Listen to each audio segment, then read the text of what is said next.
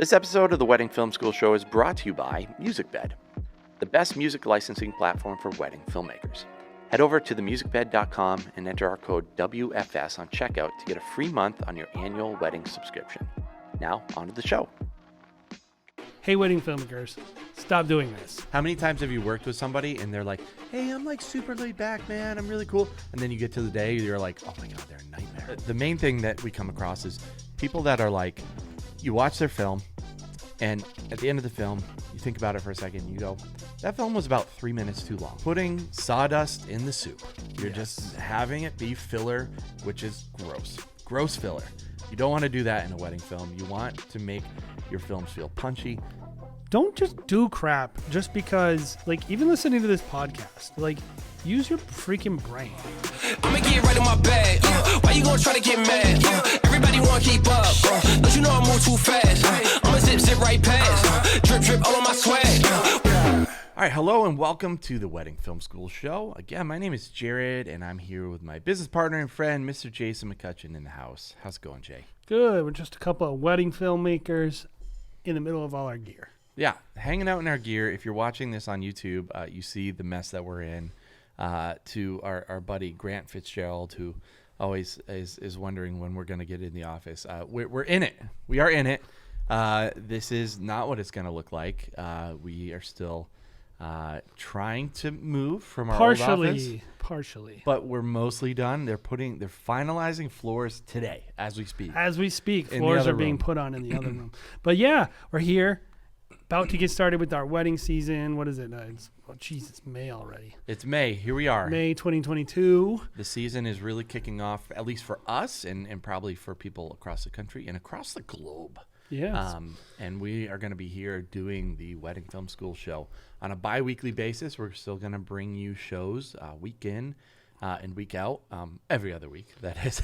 Live streaming is getting going again. And yep. As soon as we're in here, the plan is to start doing the wedding film live show, which traditionally we've done on Thursday. But I think we're going to do it.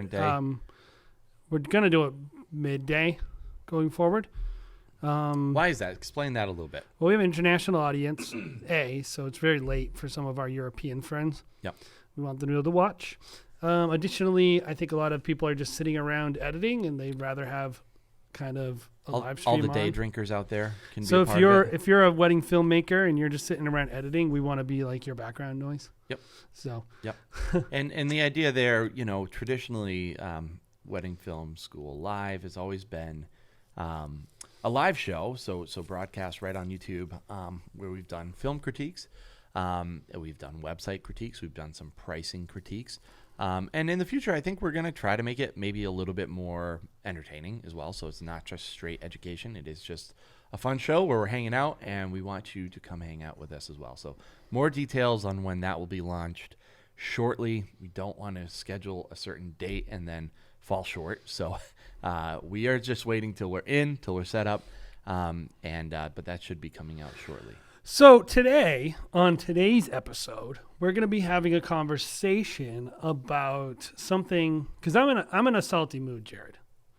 When are you not in a salty mood? Oh, today I'm extra salty.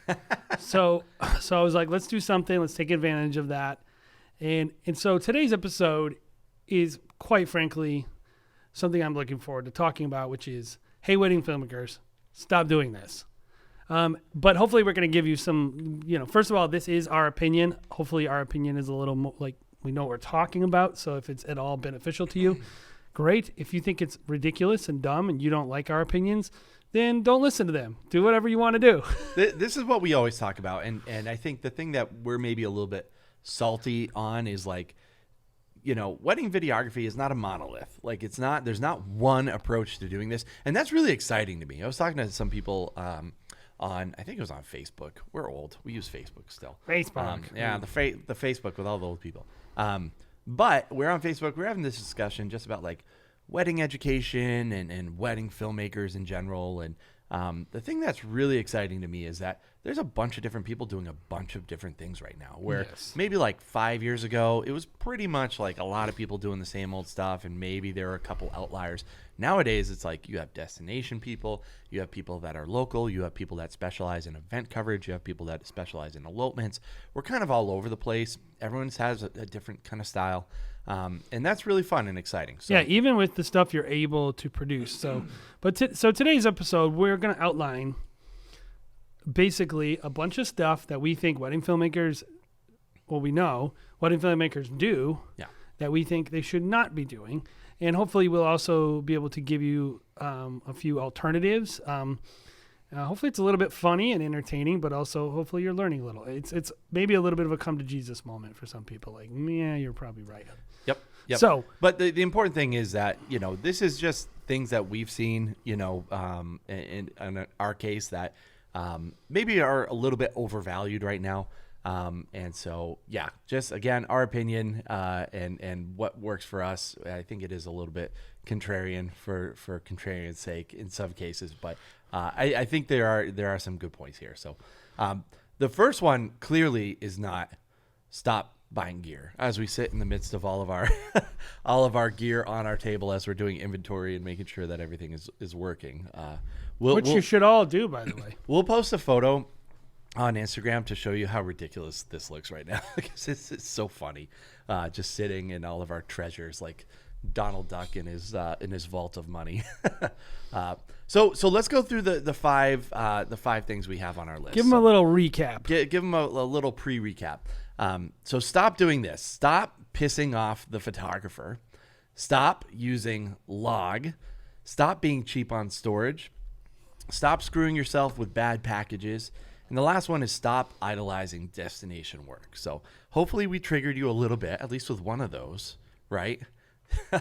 I think the first one, let's dive into first, is stop pissing off the photographer. And I think this is one that most people can probably agree on, right? What does that mean to you, Jason? I'm not sure people do agree on it, though. You don't think so?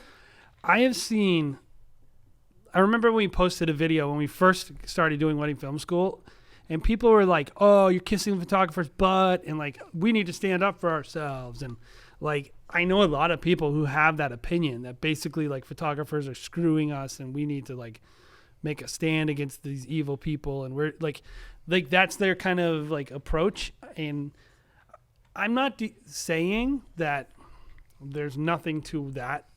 Like, you should be a doormat. You should let them do whatever they want. We're not saying that. And I think what's critically important is I do think most people would agree with our actual point, which is you should be an advocate and like good to work with. But I think what they don't understand is where is that line?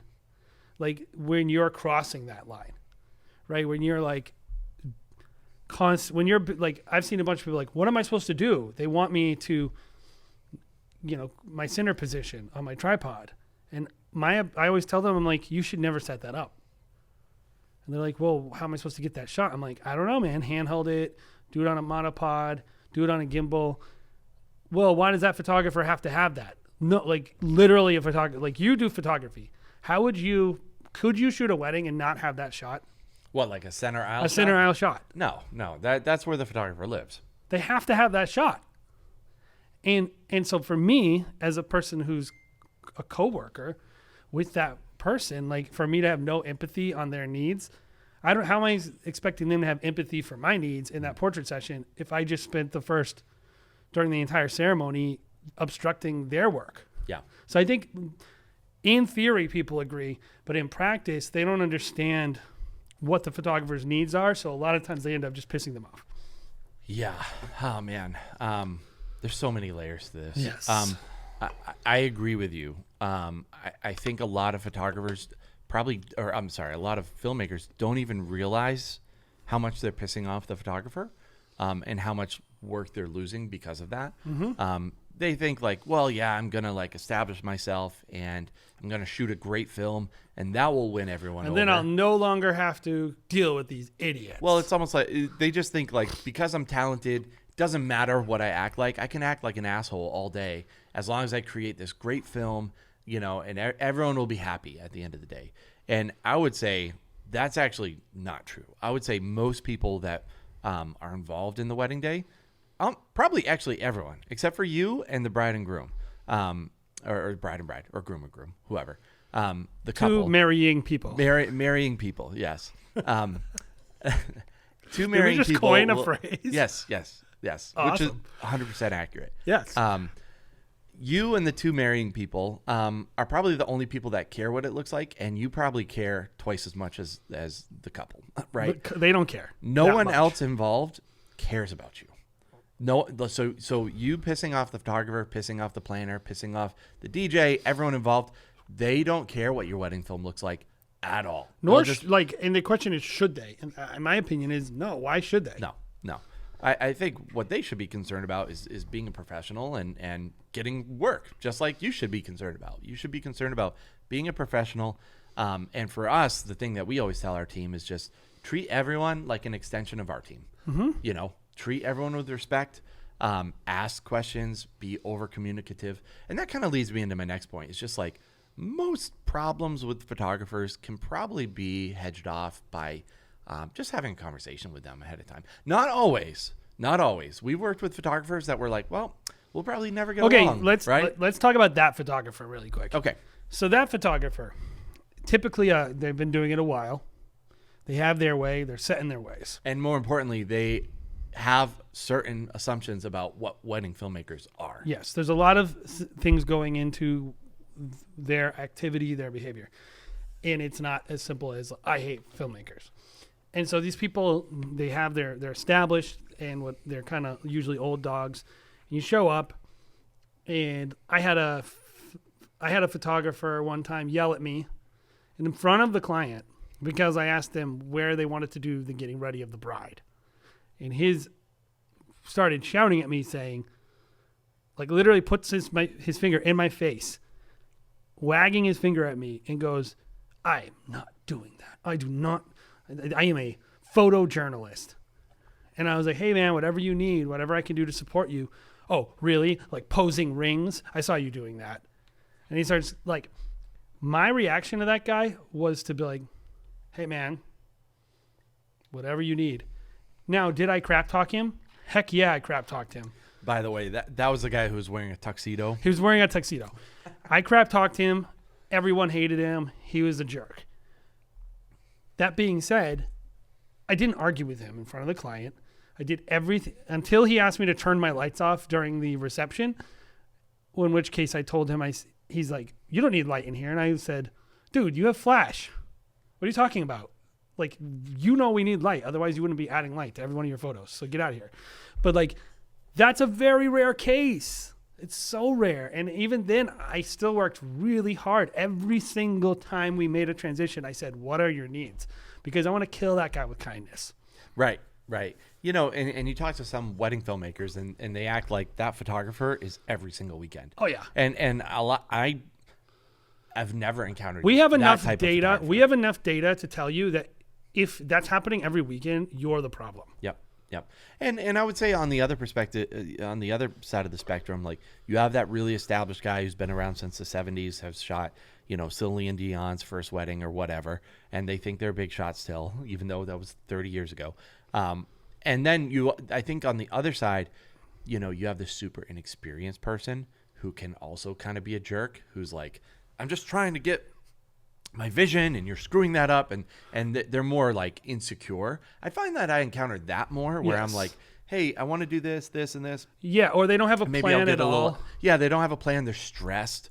Maybe I get a little bit of attitude because they're dealing with something internally, and I think that person's much easier to win over because you're like, look, like I don't even have to tell people that I've shot 500 weddings personally. I don't have to tell someone that. They just know because I have swag. Like not in saying that in a bragging way, but like you show up and you're a professional, people can tell.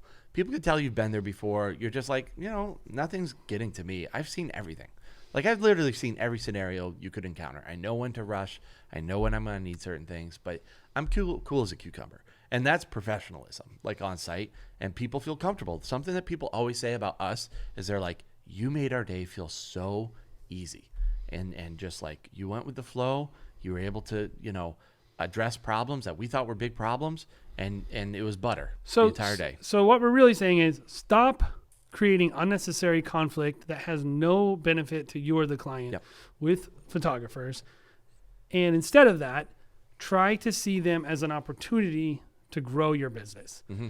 Try to imagine that every single one of these photographers has opportunity for you. And we always say as a business, like, my clients in some ways are much more the photographer and the planner and the venue, even in the couple, because if you think about who's going to give me repeat business, right? Maybe couples will give you some referrals, all that junk. Yeah. But like these people, like once they find someone they like working with, I remember when I worked with Benj Heisch, and all I did was message him ahead of time. And he, by the way, ignored my messages. And I love Benj. And he sometimes will listen. So if you're listening, I wasn't offended because he's busy. He's a successful photographer. And he works with a lot of wedding filmmakers who probably like how Are many pains. times have you worked with somebody and they're like, hey, I'm like super laid back, man. I'm really cool. And then you get to the day, you're like, oh my God, they're a nightmare. Or like you So it's actually you just don't know what's going on, dude. You're not laid back. You're just disorganized. Yeah. Yeah. So there's a lot of talking, but for a lot of professionals, it's like put up or shut up. Yeah. What do you like in person? Like for real. But this dude ignored me. And eventually I got a hold of him and kind of told him it was a wedding out in like San Francisco or whatever. Yeah. We went out there, shot. We had a really great time. Worked really well together, all that good stuff. And eventually, like, you know, we ended up getting a couple more referrals from him, worked with him a couple times. And he's a friend and all that stuff. We became friends. We had a great time. We worked together several times. And it all starts with like me, I'm not assuming he's a jerk just because he's ignoring me. I'm assuming he's busy, assuming the best. And I would say assume the best of all the photographers you work with. Give them ample opportunity to prove you wrong. Yeah. Yeah. And if you do that, you might end up making friends. You might end up actually really enjoying yourself. Yeah. I would think most of the time. This is preaching to the choir, but I'll be honest. I mean, sometimes I struggle with that. Like I was telling you about a person that I was talking to today. They reached out via Instagram, which is like literally, if someone reaches out to you on Instagram, I'm like, come on, man, you have my email. Like, why are you reaching out? No, it's because we're old. Instagram hides people's messages. Like, if you aren't following someone, like you have to go into messages and look at like hidden messages to find these things sometimes. So it's like the worst. The worst. It's a terrible way to reach out to someone professionally. So if you're doing that, I mean, maybe, I mean, I'll do it every once in a while where things aren't important. But I had a planner do that, and then I didn't see it forever.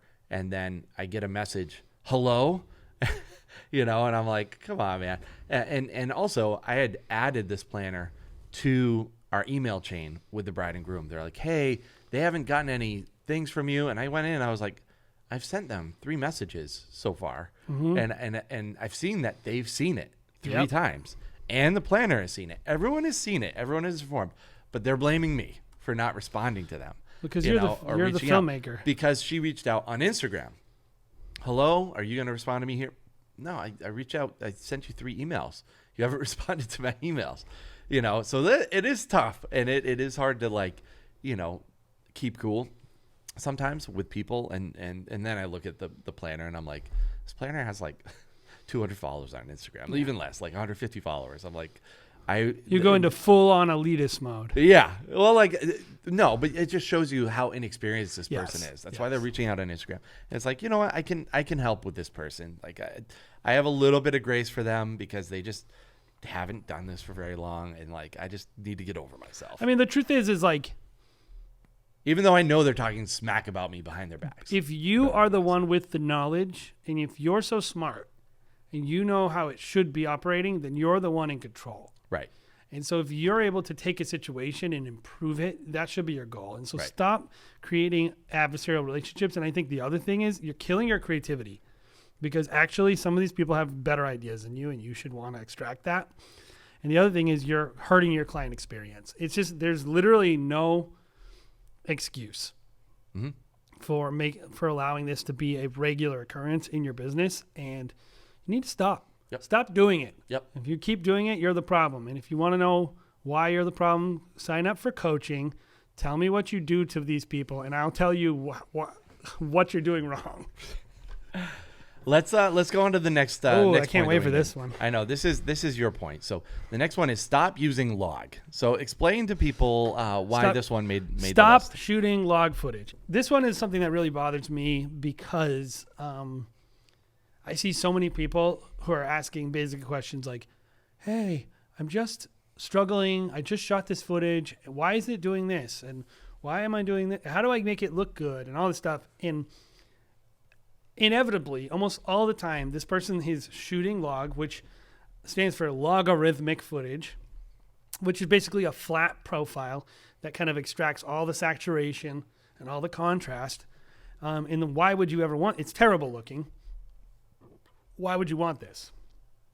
You would want this because it actually gives you more dynamic range and allows you to handle the color in post instead of making a lot of the color decisions in your camera. And this seems like a great idea. So I kind of understand why people do it, especially because every single camera now is like jamming in a bunch of log profiles. Every YouTuber is telling you about a log profile you should be using. Every filmmaker is bringing up log profiles. And I actually have no issue with people shooting log, Jared. I have no issue with people shooting log. I have an issue with people shooting log who don't even understand why they're shooting log or what it does. And they don't have any basic experience with color. Like I said it before, if you don't know what Rec 709 is, you should not be shooting log yet. Because you're not even going to understand the baseline you're trying to hit with your final deliverable. And the other thing that bothers me about all the people shooting log is baked into it is this elitist, silly mentality that if you're not shooting log, you're somehow less of a filmmaker. And to me, that's just madness, because if you can create a beautiful image in camera, why would you add a bunch of extra steps in post when you can just do that in your camera? Yes, and that's where I come in, and I'm like, dude, you're trying to do step like V through Z when you like literally suck at shooting. Like, Yes. Get better at shooting. Your focus shouldn't be on log mode. Like you're tripping yourself up by trying to overcomplicate the process. Yeah. Like our team, we shoot a ton of weddings a year. We never shoot log mode. We shoot a film simulation on our Fujifilm cameras that we really like. We add a LUT. And we worked on that look. We worked on the LUT We ahead shot of- the cameras. We said, what's the best look we're going Yep. for? It's not like we just rolled up and turned the camera on. Yep, but it's literally drag and drop, and you know, sure, like you could get a better look by investing 20 times as much time. Sure, you can. Is that worth it to you when you're charging $1,000 for a wedding film? No. We do it in our high-end films because I feel like you have to add.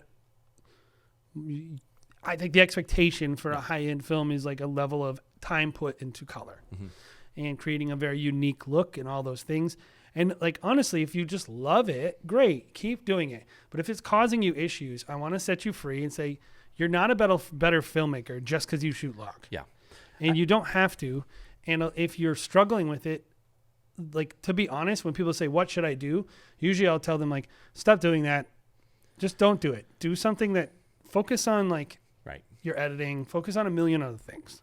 I think this topic applies to a couple different types of people. One, the person that we're probably mostly talking to here is the beginner, right? Mm-hmm.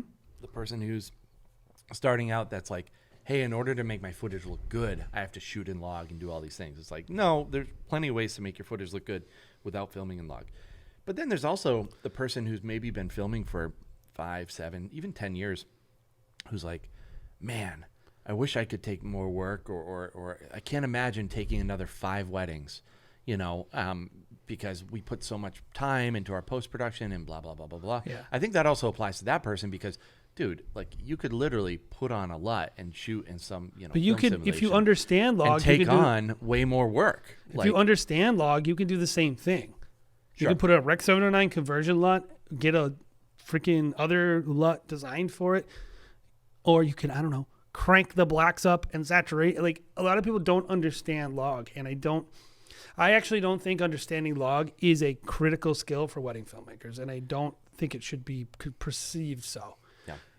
You know, I feel the same way about, like, because I know a lot of people, like, they shoot log and then they're thinking like, this is going to help me when I have an overexposure issue. Mm-hmm. And you're like, do you know how easy it is to shoot 2 stops over or under on log if you don't have a conversion LUT in your monitor? It's so easy. It is so hard to nail your exposure, your white balance when you're shooting log without converting it to Rec 709. So if you're not even having the right understanding about what you're doing, you don't have to. Just don't do it. Yeah. And if you're interested and you want to do it the right way, and for some reason, I don't have a problem with that. I feel the same way about, like, the problem you're solving is not you not knowing how to expose or white balance your footage. That's what a lot of people think. Same as, oh, I bought 32-bit float. I can't peek it out. I don't understand audio. I don't want to have to, so I'm going to get this 32-bit float, and it's going to cover the fact that I don't even know what a gain structure is. It's like little things that we have purported on a Facebook board by some guy who shot 10 weddings telling you to do it versus the actual thing you should be doing, which is understanding why you're doing the thing you're doing. And I think that's really what I mean. Stop shooting log if you don't understand why you're doing it. Just get a good image in your camera. Don't worry about what people on a Facebook group say. And here's the truth is we know a lot of the top tier wedding filmmakers out there, and a lot of them aren't using log. No. They aren't doing it. Like, the people charging $30,000. So unless you're charging $30,000 for a wedding film, know that, it isn't necessarily necessary. It's not a core fundamental skill. No. And it's just funny because a lot of times you'll be in these like groups. Oh, it's like a given, right? And people are like, oh, what log mode are you using? Is it like, at what S-log mode is everyone using these days? And it's just like, you're wasting time, man. What is it with Sony shooters and picture profiles? It is Sony. What it is up with you these Sony people out there. we shoot Sony, by the way, for certain things, and great. They're great. Like the culture around picture profiles, I don't understand it. It's a little weird. Maybe it is just the way that every the camera's Canon shooter built, just picks up their camera and goes neutral. looks good. Yeah. Neutral mode. Go. One of these episodes we should do little profiles on the making of a Canon shooter versus a Sony shooter versus a Fujifilm person. Those would make for good TikTok content for yeah, sure. I mean, at the end of the day, I think I fully understand that your image is important. Yeah. And that sometimes you just want to challenge yourself. So all that stuff. Go do that thing. Yeah. Just don't do it thinking that A, you don't need to understand the fundamentals. Yeah. And B, that it somehow makes you better or your client's happier. Yeah. It doesn't. Yeah. Yep. All right, let's move on. The next one we have is stop being cheap on storage. And this is another one of your kind of irks. Oh my gosh, people. I'm going to recap a conversation that's had on loop. Can't wait. In Facebook. Hey guys, is this storage good enough for my blah, blah, blah? And it's literally a $100 Best Buy Seagate USB-C 2. And I'm like, you're charging people? You're charging people money to make wedding films, and you don't understand the difference between USB 2, USB-C, Thunderbolt 3. Like, that like we are literally in a computer-driven industry, right? And then you say to them like, don't buy that. Buy this. And they go, that's a ripoff. And I'm like, you literally just bought an $800 32-bit float recorder to solve a problem that should have been solved by you understanding gain structures. And yet you don't want to buy the actual lifeblood of your entire business is where the footage lives. Like most of the time you're dealing like with footage, it's on this one hard drive. And every time you have delays because your freaking computer's taking forever. The other thing is people will buy new computers and then they're like, yeah, this is running so slow. And I'm like, what are you editing on? I'm editing on this computer. What's your storage? It's this terrible thing. You don't understand that data has to come from the hard drive onto your computer, and it's like you're pumping all your data. It's like taking a fire hose and then compressing it down into like the size of a pencil, and then wondering why you're not getting the performance. So it's just like when you bring this subject up to people, the amount of people who start to like, it's like they become nauseous to consider that they have to spend $1,000 on storage. What? It seems so evident to me. And look, as somebody who is creative first, you were talking about cable length earlier today. Yes, yeah, I did that. You're talking about cable length, and immediately, like, I understand it because it's like, oh yeah, it travels as far, but like you're into it, and my eyes start to glaze over. I'm like, wow, okay, that's cool, but I have never even thought about it, not once in my entire life, like cable length, like that having a 1 foot cord instead of a 3 foot, 5 foot cord or whatever. And this is, what you're into because you're a nerd when it comes to this stuff. I want every single thing about our post-production to be fast. Right. I understand the cost. I'm just like, just do whatever you need to do to make everyone happy and make our lives easier. Like, so I get it. Like, I understand, like coming from like the photo world to the video world, it's like, if you're a this is the curse of photographers moving into, our world, is like they have traditionally just bought like a 1 terabyte rugged drive. And that's what their whole wedding season is on, that one drive. If you only need 1/10 the power of whatever you're buying, fine, whatever. I do think a lot of wedding filmmakers, if they are like full on creative, no nerd, like, not a nerd bone in their body, it does take a come to Jesus moment before they realize. Oh yeah. Like, oh shit. Like, I really have to. I lost all my wedding season. I lost, even if it's just like I lost this last wedding, like, or I lost some footage. Like a lot of creatives, unfortunately, you have to have that come to Jesus moment where it's like, I will never make that same mistake. Like, because literally I just had to pay $5,000 to get this recovered from a pro, and like, Well, there's 2 parts to it. Yeah. There's redundancy and safety, which is professionalism. Yes. And then there's profitability, because you're not efficient because everything runs too slow. So you invest in this. This is the way creatives are. If they can see it with their eyes, they'll spend any amount of money on it. Yes. So if they will buy a $5,000 computer and plug a terrible hard drive into it, which makes it's like literally buying a Lamborghini and putting the worst gas in it. Yeah. It's like you need to give this thing, every single part of your data chain needs to be the same speed for you to actually get the results that you're expecting to get from that computer. And when you bring it up it's not so much that they don't know. I don't mind if you're ignorant. What bothers me is when you do get educated on the thing you get and you immediately act like it's the dumbest suggestion in the world. Meanwhile, you're totally willing to drop $2,200 on a new lens. Yeah. That's what I think you need to stop doing. Is like actually change your priorities and say, part of being a creative is caring about my actual footage. Can I edit it quickly? Will I lose it in a fire? Like, stop being cheap about it. So just briefly, and we could do a whole podcast on just storage, I guess. I mean, no one would listen to it. Exactly. But that's why they're all screwed. Briefly, they won't listen to it. Tell the person at home who's like, yeah, that's me. This is me.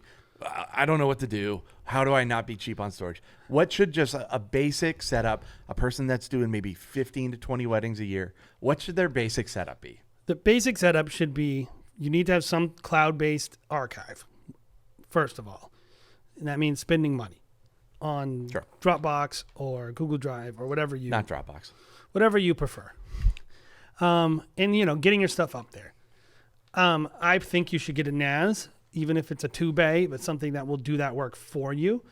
Because me having to upload things to the cloud via a browser is fraught with problems if something happens.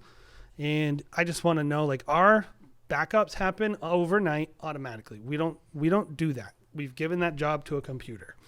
You don't have to have a NAS, but I think it makes a lot of sense, even if you don't edit off of it, just to put things on it, let it back into the cloud, and then you have an editing drive. So I think everyone at least needs some kind of drive in there that can, I think a NAS is best, which is network attached storage, is an internet connected hard drive. and then something fast to edit off of. And I always tell people, I'm like, just save money, get a RAID 0. I guess you could get an SSD, that's fine too, but something fast. And what's important about it is way more than the disc itself. People get obsessed on the disc. And I'm like, most of these discs are going to operate whatever capacity you need. The issue is, first of all, they usually don't really worry so much about the type of connector. And so you'll see people like, I got this beautiful RAID, and they're plugging in with USB-C. And they're like, the transfer speeds are the same. So there's transfer speeds and there's bandwidth. USB-C has fast transfer speeds, which is great. So if you're dumping footage, USB-C is great. When you're editing, you need high bandwidth, which is 4 channels of 4K footage in a multicam. That thing is going to be crunched by that USB-C. So it's not how quickly the data is moving, it's how much data is moving. And that's where you need Thunderbolt 3 or something like that. So get whatever you actually want to do in your dream, editing 4 channels of 6K, buy that right away. Don't buy it when you have a project that needs it. So buy a very fast local drive that you edit off of. Yes, with high bandwidth, ideally Thunderbolt 3. Thunderbolt 3, have a kind of hub drive that's your backup, and then also a place that kind of stores all of your footage, maybe from the entire season. In our case, that's our NAS, which automatically backs up to the cloud, which is our triple redundancy, right? And that's basically what we think most people should have. Some form of that. Some form of triple redundancy, Yep. some kind of high bandwidth, high speed DAS, which direct attached storage Right. that you can edit off of. And then, then there's a variation. Like people focus on like, oh, don't get normal hard drives, only SSDs. Not true. Did you know that the more disks you have in a RAID 0, the faster it runs? Most people probably didn't know that, but if you have a 6 bay with normal 3.5-inch hard drives in it, that thing is going to rip. Right. It's going to be plenty fast for you. So if I'm going to spend the money between Thunderbolt 3 normal disks versus Thunderbolt 3 SSD, I'm not going to spend the money on that. I'm going to spend the money on big storage, fast transfer speeds. Right. Not fast read write. Right. Yep. And if anyone has questions on that kind of stuff, Jason is definitely the wealth of knowledge, I think, in our entire industry of what to be doing here, because we have quite the systems going on over here. It's actually pretty insane. Mainly just don't be cheap. Just get what you really need. Yep. You will regret it. You will. This was like a thing that will, you could buy all cheap lenses and shoot an incredible wedding. You cannot cheap out on this. Yes. Cool. All right, let's move on to the next one. Number 4, stop screwing yourself with bad packages. And this kind of moves into more my world with doing sales and then also following through with delivery. And how many times, Jay, in doing WFS Live, have you come across people who are delivering a bad product because it's what they promised in their contract? It's all the time.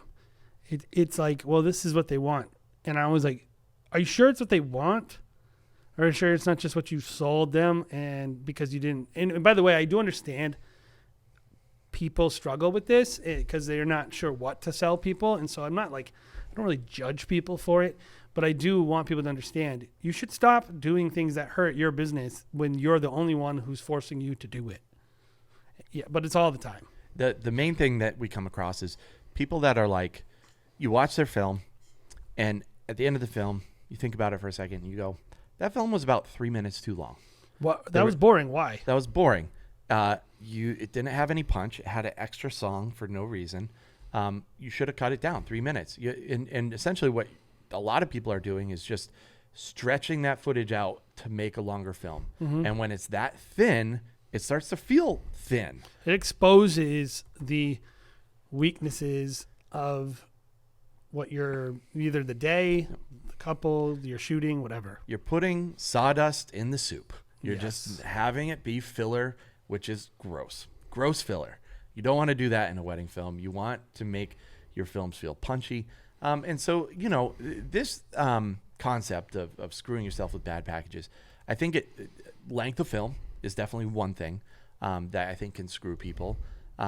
what's our approach to this? Because a lot of people will be like, well, how can I have different packages if I don't have different length films? I think what I see is people often, I don't want to say no one should do this, but I will say, in my opinion, I don't think it's the best way to sell, where people have these packages that are like package 1, 6 hours, package 2, 8 hours, package 3, 10 hours. Well, that's the other thing too, is coverage. Yeah, Like, but the coverage, different- it starts with their coverage, right? Yep. So they set these packages up by coverage.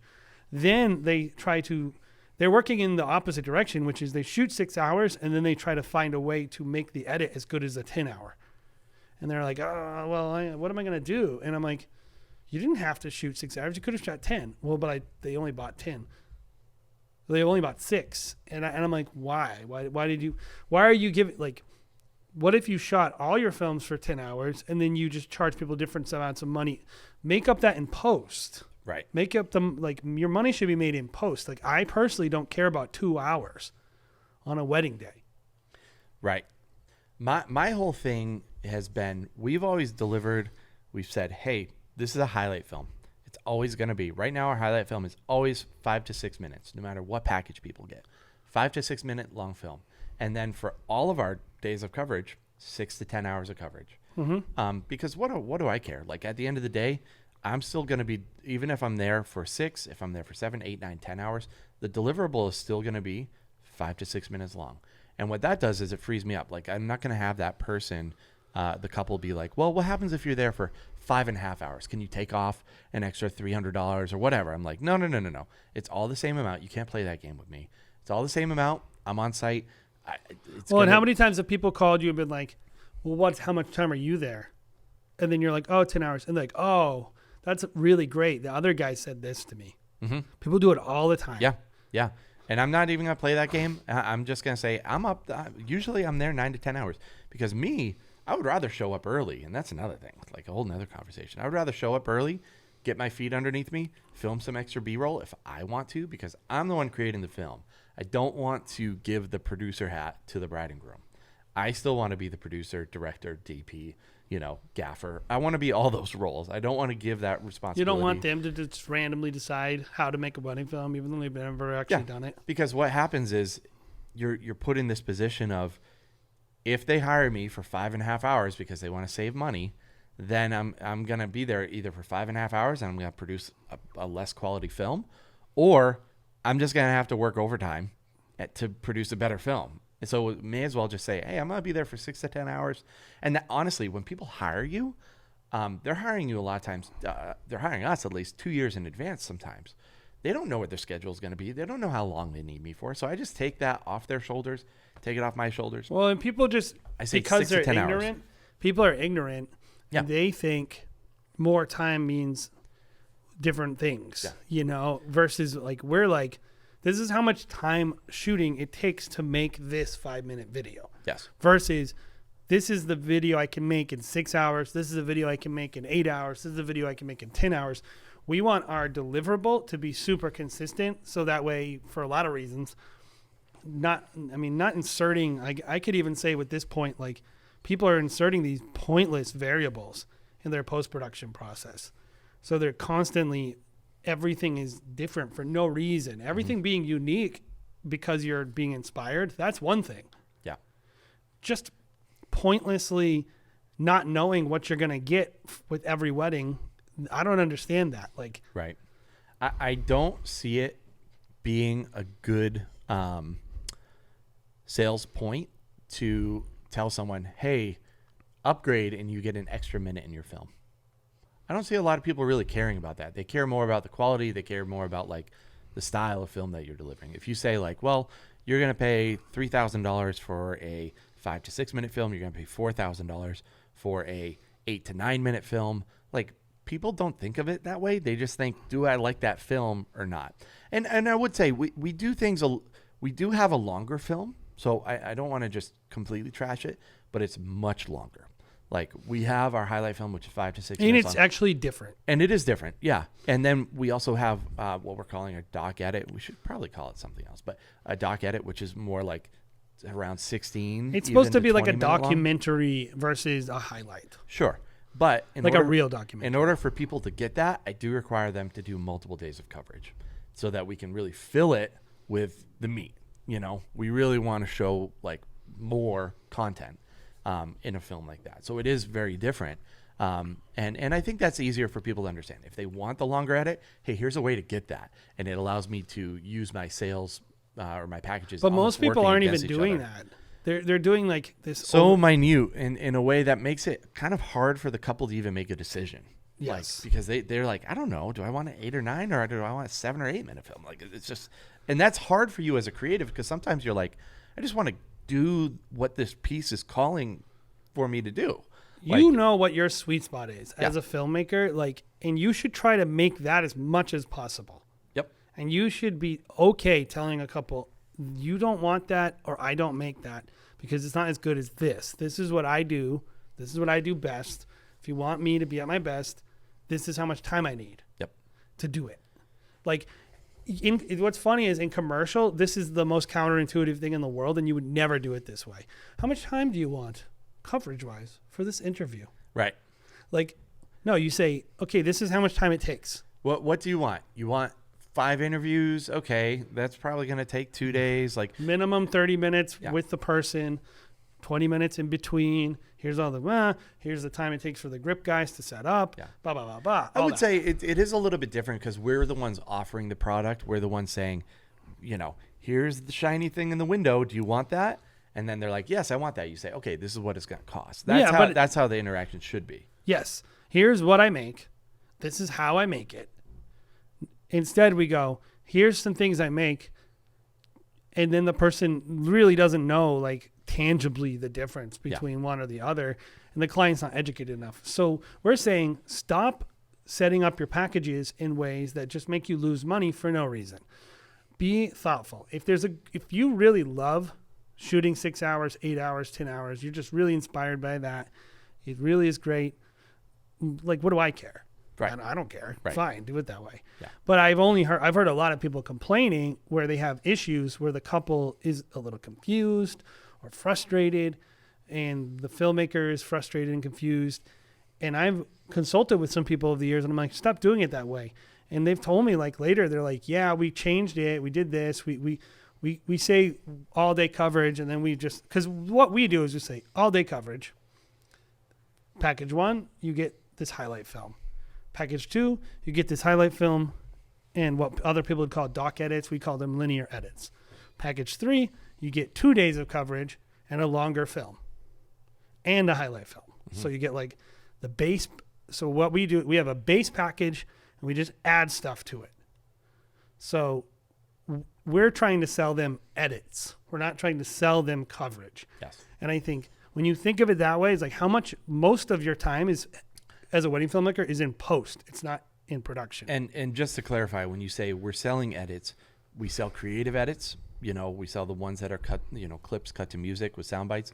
But when we're saying we sell edits, we're selling the ceremony, the toasts, the dances, all as separate a la carte items. Teasers. Like teasers, that's a creative edit. The doc edit is a creative in the edit. sales process, we're bringing them down to what they're going to get, but not how they're going to get it. Right. But those are mostly add-on items that differentiate our packages. Mm-hmm. Is, do you want your highlight? Great, you get a highlight. Do you want the highlight plus a second videographer plus a couple of these kind of edited events? That's another package. And then our third package now is like 2 days of coverage, rehearsal coverage. So that one is like just more coverage, but it's an extra day. That I really brand that as like, that's our 2 day kind of package. But they're getting a lot more edits. Getting a lot more edits and free drone coverage. And like there's some add-ons. So it's not the time that we're covering on the wedding day itself that we're kind of gradually working up to. It's like, what edits are you receiving? What product are you receiving at the end of the day? That's a lot easier for people to understand. So just as an overview, just making it much easier to sell your package by simplifying it for your clients, mm-hmm. right? As easy as possible for them to give you money. That's kind of the goal. Yep. All right. So let's talk about the last point that we want to make, which is stop idolizing destination work. Yeah. And is this like a pet peeve of yours, Jason? No, I wouldn't say it's a pet peeve because like I can relate. You know, I think like when we started, I think everybody has like this idea of like, there are literally people who start wedding filmmaking exclusively to travel. Yeah, true. That's not a sustainable motive over time, but I think a lot of people like Well, and I would just kind of clarify. There are a lot of people running really successful destination style companies, right? to charge a certain price point, you have to be a destination. So like there are realities that come with destination. Like the most high end weddings are gonna Require you to fly. They're gonna bring people in. Yep. Because that's just the culture of those planners of that world. Is like, oh, I'm not gonna work with a local person. Ugh. No, we need to bring in so and so from New York and so from France, and like that's the culture. If you want to be in that price point, you got to be in that place. I think the reality though of the actual like doing destination work and like what goes into it is probably lost on a lot of people. I think they think it's a lot more glamorous than it is and a lot more profitable than it is.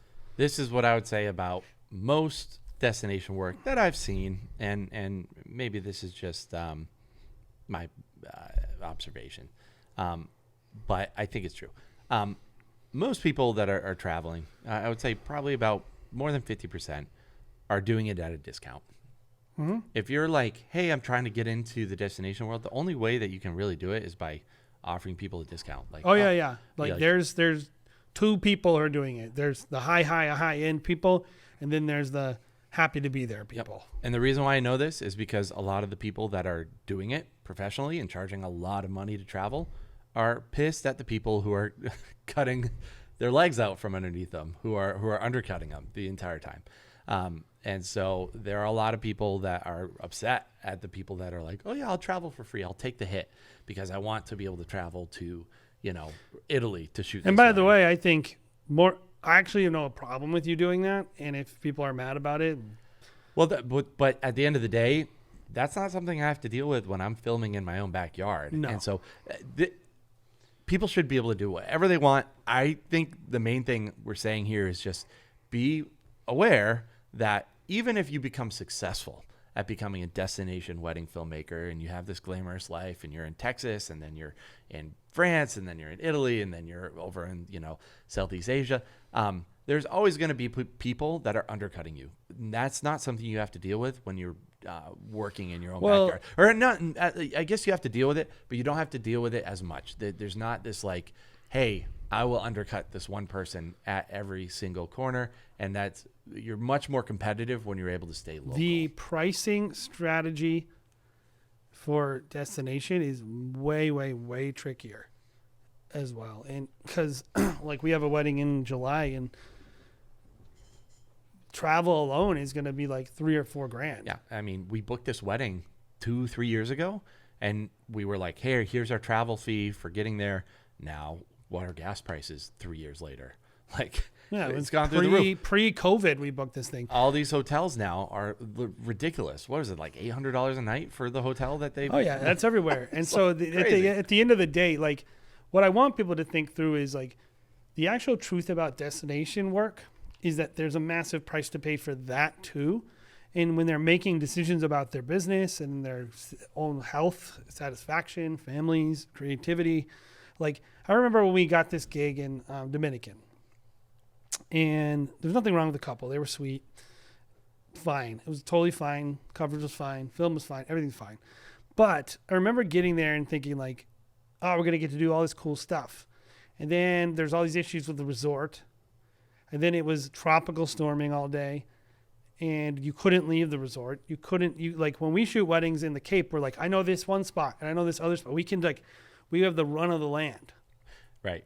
When we go destination, you go to Mexico, especially in like countries that maybe aren't like developed in the same way, maybe places where they might be perceived to be more unsafe. Even if they're not, you're just not going to be able to have as many options. You kind of got to go, like literally you get there and they're like, oh, you can't fly drone. We're going to actually take your drone and keep it forever and put it in jail. Like, there's a lot more layers. There's so many layers to destination and not even looking at the personal cost of your own personal life, the community you live in, your family. Like, you don't like you don't like missing Saturdays. Imagine missing 25 weekends a year. Yep. That's what destination work is. It's for all the sports fans out there. It's the difference between playing at home and playing away, playing against the crowd, kind of thing. Home field advantage is real. It's real. Yep. And there's nothing wrong with it. And if I think all I care about, I don't care what you do in terms of how you set your business up, because some people, they just get the opportunities and they end up being destination. Don't even know how they got there, just what happened. Yep. Whoa. I hit something with my hand. If you're wondering what that sound, I'm not editing this out, Jared. We got to keep it raw.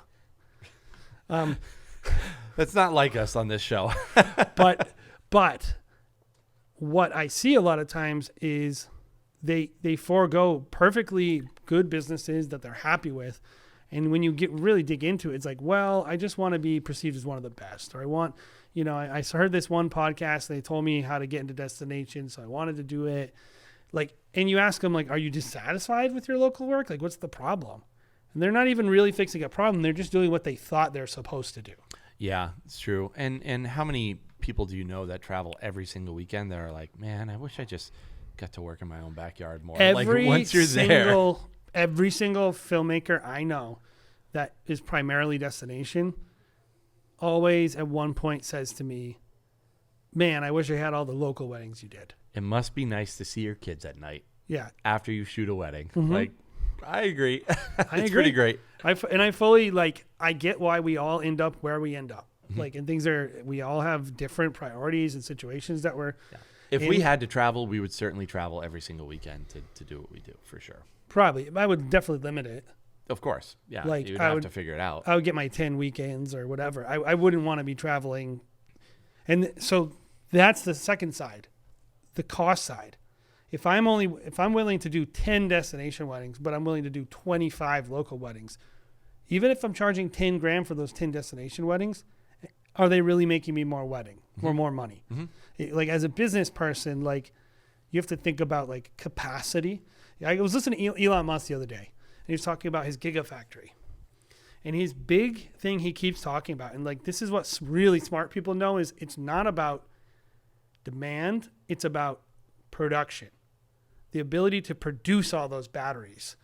That's what's going to save the world and create renewable energy, is that we actually can't make them fast enough to make them cheap enough and to get them out there. That's how smart people think of businesses, is it's like a balance of what can I make and how much time I have. And if you're telling me like, oh, it's only 10 weekends. Well, it's 3 or 4 days for every one of those weekends versus one day. So like 30 days of shooting locally on Saturdays versus 30 days being away to make 10 weddings. Mm-hmm. That's the math you should be looking at. Can I do 20, like 60, 90 days of travel to shoot 20 weddings versus 40 days to shoot 40 weddings? You're actually spending more time on the destination wedding than you are on the local wedding, even though you're doing twice as many weddings. Yep, that's totally true. And we, a lot of times, especially recently, we'll be filming a wedding on a Saturday. We'll get a call from, the mother of the bride or the bride, and they'll say, hey, can you cover Saturday night? Like, we are available. Like, a lot of times if you're doing destination work, like, you might not be. You might be like, hey, I actually have something or I'm flying in on Friday. Now I have to fly in on Thursday, and it just complicates it so much more. It's just like, there's so many more layers. And then here's, if you said the second side of things, I would say, here's the third side of things, is I think a lot of people assume there's a lot more demand for destination work, and the fact is there really isn't. So when you want to get rock fight, man. When you want to get into that world, yeah, I would say definitely a rock fight, a knife fight, whatever it is, but it's bloody, man. Like, people are competing there in that space, and it's just you're not competing versus me. Yeah, you're competing against the best in the world. So good luck with you. Like, they're stronger, bigger, faster than most They have people. more experience. I mean, it doesn't mean you can't do it. Yeah. But. Yeah. And so I would say the market is so small there, and the amount that it's glorified in the industry. I'm not saying it's a bad thing, because it is cool. Like, traveling is freaking cool, man. The best looking weddings in the world are destination. Ask me how I feel about travel. Like, I just got back from Amsterdam, and then I went to California, and like, I'm all Aren't you over the glad you place, weren't man. shooting a wedding though? So glad I'm not shooting a wedding. I would rather enjoy it while lazily gliding down a river, eating Gouda and drinking beer. Like, that's my idea of destination anything. Like, if I have to put a camera in my hand, it's great. But like, you and I were in Italy a couple of years ago. It was work, you know. Grueling. It was grueling work, carrying around. Like, it's just work. It is work. So I don't know. Personally, like, I do enjoy shooting that kind of work every once in a while. I think it would kill me if it was every single weekend. So Mainly just, I think at the core of every one of these stop doing this that we mentioned is like, don't just do crap just because, like, even listening to this podcast, like, use your freaking brain and like do what's good for you and your life and your business. And don't just do things like, people get stuck in these like feedback loops where they're doing things that they don't even like or want to be doing with their business, and they think they have to do it. And it's like, you don't have to. right. Like, you don't have to. Don't have to shoot destination to make $200K. Yeah. I think, one of the things that we've done well over the years is, like, a lot of people would probably call you a contrarian. Surprise, surprise. I'm but actually not, though. I don't think you are. But you do. I'm disagreeable. You are disagreeable, for sure. But I think it's what has helped our business thrive. Like, we aren't satisfied with the status quo. We're always trying to reinvent, like, well, why are we doing this way? Like, I'm always looking at my packages. Like, we were selling these for an example, we were selling these vertical edits for a while, and I was like, no one cares about these. Like, if I wasn't always just trying to like make a better product, I would probably just keep on selling them and be like, oh, maybe they'll catch on, maybe they're not. I just canned them. I was like, this is pointless. It's actually a lot more work than what we should be doing. I'll bring this up to people, and they're like, can we cut this out of the package? Like, can we save $100, like $200 or whatever? I'm like, no. Like, and so there's certain items that are working against me. But always kind of like questioning what you're doing, asking yourself, like, why are we going to be doing this? Like, that's a good thing for anyone's business in general. So, Yeah. Give yourself the opportunity to get better. like you said, use your brain. And if you're using your brain, you'll give this podcast 5-star review on wherever you're listening to podcasts, whether it's Spotify or Apple Music, wherever it is. Guys, we are doing a lot over here at Wedding Film School, trying to bring you a lot of really great free content. So the like, the thumbs up, the stars, all those things really help with all these algorithms. If you are enjoying this podcast, make sure you're checking out the Facebook group, because that's kind of a more community style approach to answering people's questions. Hopefully the long form content is also helpful for you as well, where Jay and I are sitting down. We're going to start having more guests on once we actually are in the right space, and it's a little bit easier for us to just turn everything on and get to it. This is going to be a crazy wedding season for us. We're shooting I think we're shooting more weddings this year than last year. You Sorry to fool. say, Jason. I think we're up to like 200, probably 225 this year. So it's going to be busy for us. So we need a space that we could just turn on, shoot the shit for an hour or two, and then get back to work, because we have a lot of it. But we do plan on bringing a lot of really great content, a lot of behind the scenes. We actually have 2 that are on the way, that are already shot, that are being edited. They'll be coming out soon. So check that out on the YouTube channel. We also, next week on the 11th, are doing a, what was that? The business? So next week we're going to, and sign up for this actually, we're going to be doing a team building workshop for wedding filmmakers. And it's really people who are interested in adding team members. It could just be anyone. If you're interested in adding just associates and just having people shoot under you, or you just want to add assistants and you want to start building a culture where you're not having to do everything by yourself, I think both would apply. And it's free, and you just head over to weddingfilm.school/classes, and you can sign up. And we would love to see you there. And it's going to be during the day. I think it's at 1:00. Yep. So sign up over there. And yeah. Cool. Thanks for the details, dude.